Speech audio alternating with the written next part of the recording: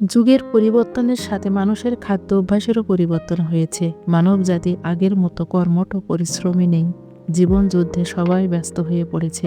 তাই যত তাড়াতাড়ি সংসার জীবনের কাজ রান্নাবান্না শেষ করা যায়, শুধু সেই নেশায় ছুটছি সবাই। ব্যস্ত এই জীবনে আমি কিভাবে হাতে মাখা গরুর মাংস ও চালের রুটি বানিয়েছি তা আপনাদেরকে আজকে দেখিয়ে দিব। আসসালামু আলাইকুম, আমি Shahina. Welcome to my YouTube channel Shahina's kitchen PD. আসুন তাহলে আর দেরি না করে মূল ভিডিওতে চলে যাই। বড় একটি ফ্রাই প্যানে আমি এখানে 2 কেজি মাংস নিয়েছি। হাড় চর্বি সব সহ মাংসগুলো নিয়েছি। এগুলোকে আমি ভালো করে কেটে ধুয়ে পরিষ্কার করে নিয়ে একটা সাইডে রেখে দিলাম। এবারে 2 কেজি মাংস রান্নার পরিমাণে কিছু আমি এখানে মশলা নিয়েছি। বড় একটি আদাকে কেটে ছোট ছোট টুকরা করে নিয়েছি।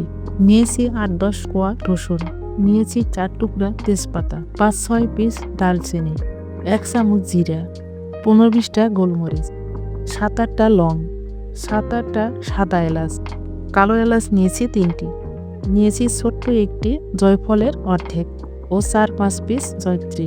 আরও নিয়েছি 25 থেকে 30টা শুকনা মরিচ। এই মরিচগুলোকে আমি 30 মিনিটের জন্য ভিজিয়ে রেখেছিলাম। এখন এই সবগুলো উপকরণকে আমি একটা শিলপাটায় ভালো করে বেটে নিব। এইভাবে মাংস রান্না করলে আসলে স্বাদটাই অন্যরকম হয়। অল্প অল্প করে পানি দিব আর আমি এগুলোকে বেটে নেব। আমরা মেয়েরা এখন অলস হয়ে গেছি, সবাই ব্লেন্ডার জারে মশলা বেটে খাই। মুখের স্বাদ আর কেউ খুঁজি না, পেট ভরলেই হয়। এভাবে আপনারা মাংসটা রান্না করে দেখবেন, গরুর মাংসটা কত সুন্দর খেতে স্বাদ হয়। আপনাদের সাথে কথা বলতে বলতে আমার মশলাগুলো বাটা হয়ে গেছে। এবার আমি সবগুলো মশলাকে একটা ফ্রিজের মধ্যে উঠিয়ে নিলাম। এবার আমি শুকনা মরিচগুলোকে এই পাটাতেই বেটে নেব। আপনারা যারা নতুন গৃহিণী তারা আমার মতো এভাবে শুকনা মরিচ বাটতে যাবেন না, বাটতে গেলে হাত জ্বলবে। আপনাদের যদি কোনো হেল্পিং হ্যান্ড থাকে তাদের কাছ থেকে মরিচটা বেটে নেবেন, তা না হলে আপনারা নিজেরা বাটতে গেলে গ্লাভস পরে নেবেন। এভাবে মরিচটাকে আমি পানি দিয়ে দিয়ে সুন্দর করে মিহি করে বেটে নিলাম। এই মরিচটাকেও আমি এই ফ্রিজের মধ্যে উঠিয়ে নিব। এবার মাংসের মধ্যে আমি দিয়ে দিলাম 2 কাপ পেঁয়াজ কুচি। এবারে আমি গরম মশলাগুলো সবগুলো দিয়ে দিলাম, আর মরিচ থেকে আমি একটু মরিচ রেখে সম্পূর্ণ মরিচটাকে দিয়ে দিলাম। আমার মনে হচ্ছিল যেন ঝাল হবে। বড় চামচ দিয়ে এখানে আমি দিয়ে দিলাম 1 চামচ হলুদ, 1 চামচ ধনিয়া গুঁড়া এবং 1 চামচ লবণ। এবারে পরিমাণ মতো সরিষার তেল দিয়ে এগুলো আমি হাত দিয়ে কুচলিয়ে কুচলিয়ে মেখে নেব। এখানে একটু সময় নিয়ে ধৈর্য ধরে মাংসটাকে মাখাবেন। যত মাখা ভালো হবে মাংসটা ততই খেতে টেস্ট হবে। হাতে মাখা মাংস আসলেই অনেক খেতে টেস্ট হয়। এবারে একটা প্রেসার কুকারে আমি মাংসগুলো দিয়ে দেব। আমি মাংসটা প্রেসার কুকারে রান্না করে দেখাবো। সময় স্বল্পতার কারণে আমি আপনাদেরকে প্রেসার কুকারে রান্না করে দেখালাম। আপনারা ইচ্ছা করলে গ্যাসেও রান্না করে নিতে পারেন। এভাবে সম্পূর্ণ মাংসগুলো আমি প্রেসার কুকারে দিয়ে দিলাম। এবার আমি কড়াইটাতে একটু পানি দিয়ে কড়াইটা ধুয়ে আমি পানিটুকু দিয়ে দিলাম। পানি দেওয়া হয়ে গেলে প্রেসার কুকারটি লক করে আমি চুলায় বসিয়ে দেব। চুলায় বসিয়ে অপেক্ষা করব 5-6টি শিস দেওয়ার। ফিরে আসলাম 6 বার শিস দেওয়ার পর। এবার আমি প্রেসার কুকারের লকটি খুলে নেব। প্রেসার কুকার খোলার সঙ্গে সঙ্গে সুন্দর একটা ঘ্রাণ বের হয়েছে। এবারে আমি মাংসগুলোকে ভালো করে কষিয়ে নেব। মাংসগুলোকে আমি অনেক সময় নিয়ে কষাবো। প্রেসার কুকারে রান্না করার কারণে মাংসটা দ্রুত সিদ্ধ হবে, কিন্তু আমরা যদি ভালো করে মাংসটাকে কষিয়ে কষিয়ে রান্না করি খেতে আরও স্বাদ হবে। আমার মাংস ওদিকে কষানো হোক, এদিকে আমি চালের রুটি বানানোর জন্য কাহালটা করে নেই। এই জন্য একটা ফ্রাই প্যানে আমি কিছু পানি, সামান্য লবণ এবং একটু সয়াবিন তেল দিয়ে পানিটাকে ফুটিয়ে নিব। চালের রুটি তৈরি করার জন্য আমি এখানে চালের আটাটাকে একটু চেলে নেব। এভাবে চালনিতে করে চেলে কাহালটা করলে কাহালটা সফট হয়। এই হাতে মাখা মাংস আপনারা অবশ্যই বাসায় একবার হলেও ট্রাই করবেন।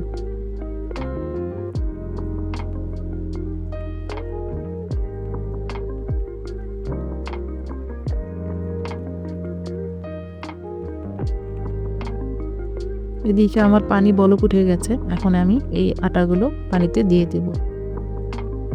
দিয়ে এভাবে 3-4 মিনিটের জন্য ঢাকনা দিয়ে রেখে দেব। আমি সঙ্গে সঙ্গে এটাকে নাড়ব না। ঢাকনা খুলে এবার আমি এটাকে খুন্তি দিয়ে নেড়ে চেড়ে কাঁঠালটাকে তৈরি করে নেব। এই কাজটা একটু সময় নিয়ে করবেন।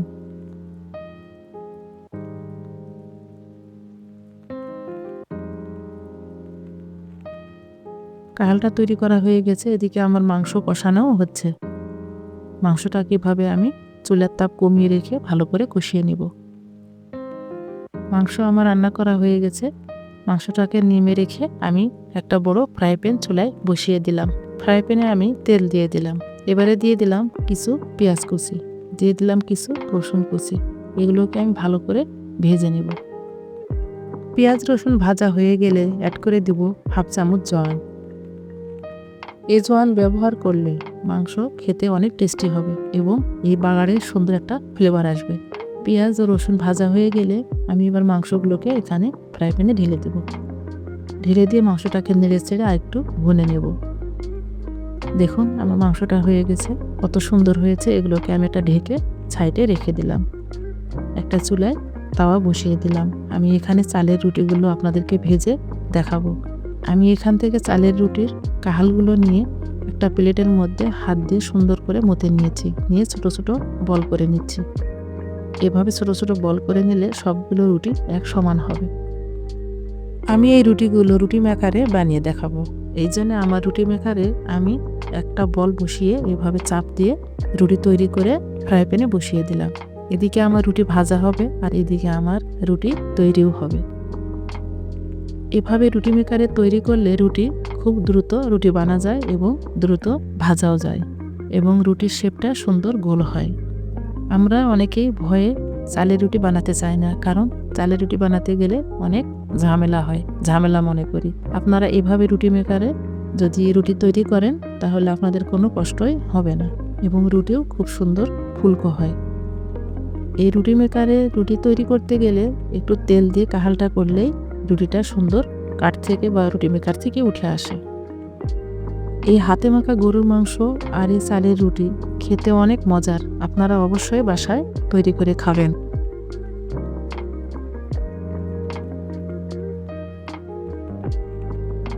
দেখুন আমার রুটিগুলো কত সুন্দর ফুলকো হচ্ছে।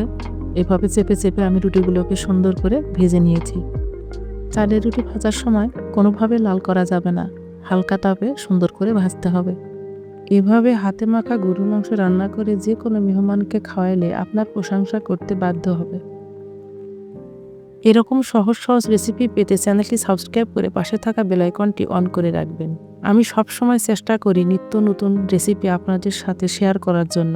তাই আপনারা যদি আমাকে সাপোর্ট না করেন সেক্ষেত্রে আমি কাজের উৎসাহ হারিয়ে ফেলি। তাই আপনারা আমাকে সবসময় সাপোর্ট করে যাবেন।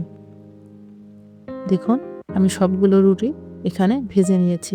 রুটি ভাজা হয়ে গেলে এখন আপনাদেরকে পরিবেশন করে দেখিয়ে দেব। সবাই খাওয়ার জন্য অপেক্ষা করছে, আমি আপনাদেরকে এখান থেকে উঠে পরিবেশন করে দেখিয়ে দেই। দেখুন আমার মাংসটা কত লোভনীয় হয়েছে। আমি একটা প্লেটে উঠিয়ে আপনাদেরকে দেখিয়ে দিচ্ছি কতটা লোভনীয় লাগছে তরকারিটা দেখে। দেখুন আমার রুটিগুলো এখানে আমি সবগুলো রুটি ভেজে নিয়েছিলাম, কতটা নরম এবং কতটা সুন্দর হয়েছে। এভাবে রুটি মেকারের রুটি আর হাতে মাখা মাংস যদি আপনারা খান আপনাদের মুখে লেগে থাকবে। দেখুন কতটা লোভনীয় হয়েছে আর কতটা সুন্দর হয়েছে। আপনারা আমার এই রেসিপি ফলো করে অবশ্যই বাসায় একবার হলেও ট্রাই করবেন। রেসিপি ভালো লাগলে লাইক কমেন্ট শেয়ার করবেন। আজকে তাহলে এখানেই বিদায় নেই, দেখা হবে পরবর্তী কোনো ভিডিওতে। আসসালামু আলাইকুম।